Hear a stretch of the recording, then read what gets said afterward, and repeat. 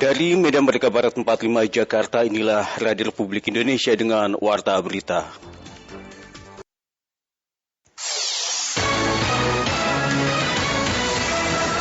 Epidemiolog Griffith University Diki Budiman menilai pemberlakuan tes PCR untuk semua moda transportasi tidak efektif. Diki justru mendorong agar vaksinasi dipercepat agar merata di seluruh daerah. Hal itu disampaikan Diki dalam webinar lapor COVID-19 seperti yang diliput oleh Rini Hairani berikut ini.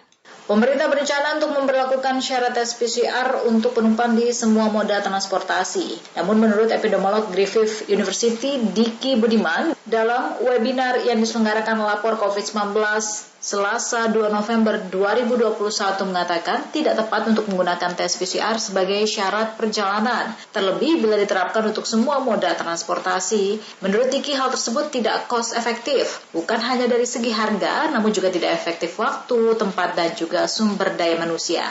Menurut Diki, pemerintah justru harus terus menggenjot pelaksanaan vaksinasi agar merata di seluruh daerah. Pasalnya, penurunan angka kasus positif COVID-19 di Indonesia dikhawatirkan akan mengakibatkan fenomena gunung es. Jadi yang harus kita rujuknya tuh sebetulnya namanya testing itu adalah bagaimana dari sisi kesehatan masyarakat. Selain bahwa itu efektif, cost efektif tidak.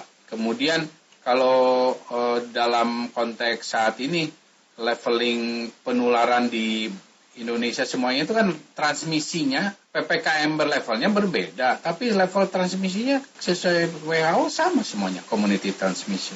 Makanya kalau bicara tes itu kalau di dalam negeri, kalau vaksinasi juga sudah jadi syarat kan, jangankan untuk tes ya, vaksinasi itu kalau sudah lengkap juga jadi bisa menurunkan masa karantina setengahnya dari 14 jadi 7 hari. Beragam tanggapan disampaikan masyarakat terkait polemik penggunaan tes PCR sebagai syarat perjalanan di setiap moda transportasi, seperti yang disampaikan Anto.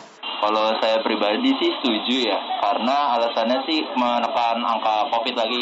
Dikhawatirkan kan bisa ada gelombang ketiga lagi dan berakibat fatal buat semua sektor. Mungkin itu sih. Hal berbeda disampaikan Ririn.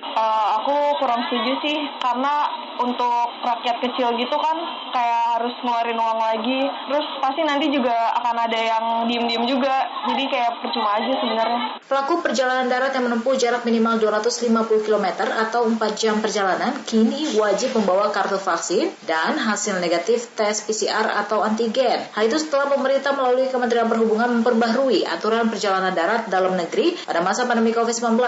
Aturan terbaru itu tertuang dalam Surat Edaran Kementerian Perhubungan nomor 90 tahun 2021 yang berlaku efektif mulai 27 Oktober 2021.